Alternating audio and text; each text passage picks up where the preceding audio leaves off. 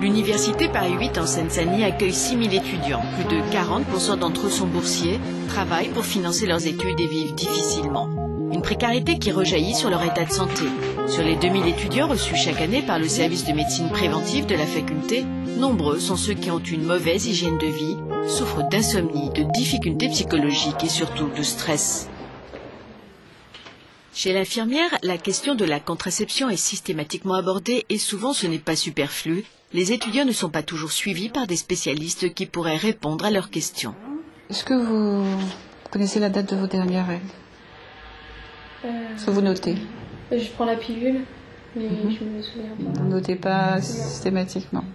Approximativement, c'était... Il y a 3 semaines, je pense. 3 semaines.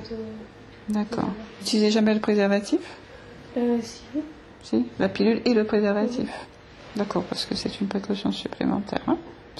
Je vous conseille de continuer à utiliser le préservatif. Pour toutes les infections et autres, c'est beaucoup mieux d'avoir cette sécurité par rapport au préservatif.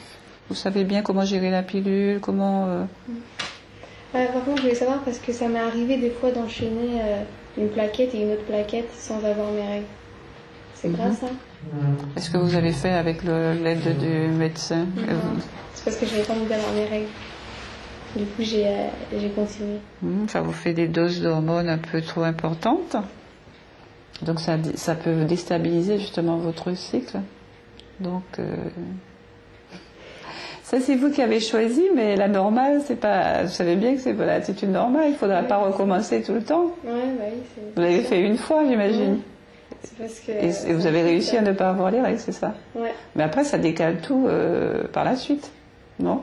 Pour les prises de pilule, vous vous retrouvez après? Ouais. Dans le rythme de la pilule? Je sais quel jour ça s'arrête, donc j'arrête. Je vais comme si j'avais continué normalement, quoi. Vous allez bien lire ce qu'on dit sur la pilule. Et puis, je vous donne ça. Je pensais qu'au niveau de la pilule, je pensais que c'était sans risque ce que je faisais, mais j'en ai déjà parlé et on m'a dit que ça se trouve c'était dangereux. C'est pour ça là j'ai pensé à en parler. Après, sur le coup, on pense tout savoir, mais quand on arrive dans une situation précise, on ne sait pas forcément si ce qu'on fait est bien ou pas. Donc finalement, c'est quand même bien d'avoir la documentation pour être sûr.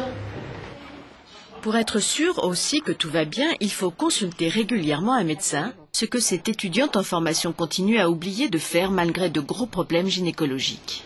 Dans votre cas, en fait, nous avions découvert un utérus fibromateux. Tout à fait. Et après, je vous avais adressé à l'hôpital. Alors, et depuis ce temps-là, je n'ai pas de nouvelles. Alors, qu'est-ce qui s'est passé depuis? Pas grand-chose, parce que je sais que suite à cette opération, en fait, Vous avez été opérée? Oui, tout à fait. Je n'ai pas eu de compte-rendu. Alors, chirurgie donc des fibromes. Septembre 2005, c'est ça. Voilà. Donc l'opération a eu lieu, donc ça s'est très bien passé. Et donc je devais revenir vous voir pour vous faire part des résultats, effectivement, après l'opération. Voilà. J'avoue que j'ai pas eu le temps vraiment de venir. Toujours été que j'ai quand même pensé aujourd'hui à vous ramener quand même les résultats. D'accord. Et est-ce que le médecin vous avait donné un traitement en partant? Non, il n'y avait rien en fait, il n'y avait pas de traitement à suivre. D'accord. Mais depuis, vous n'avez pas fait d'échographie pour vérifier? Non. Donc rien n'a été fait? Non. Et vous avez saigné? Non, plus du tout. D'accord. Plus du tout après ça. Ce manque de suivi n'est pas sans conséquence. Après examen, la gynécologue a constaté que de nouveaux fibromes étaient apparus. Bien sûr, plus ils sont dépistés tôt, mieux c'est, d'où la nécessité de consulter. Donc là, je vous prescris une écho pelvienne pour faire le point par rapport aux fibromes, parce que je pense qu'il y en a de nouveaux qui sont apparus. Et par rapport aux nodules qu'on a découverts ce matin, il faut faire une échographie mammaire pour apprécier un petit peu sa nature, etc. Si je résume avec mes mots, c'est qu'en fait, elle a détecté, on ne pourra pas forcément dire une anomalie au niveau de l'utérus, et un ganglion au niveau des seins. Un nodule. Un nodule.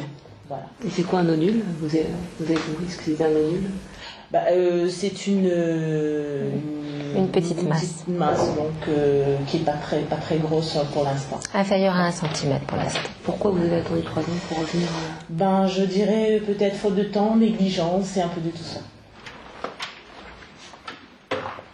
Il est très important pour la femme de faire une autopalpation pour rechercher justement ces nodules.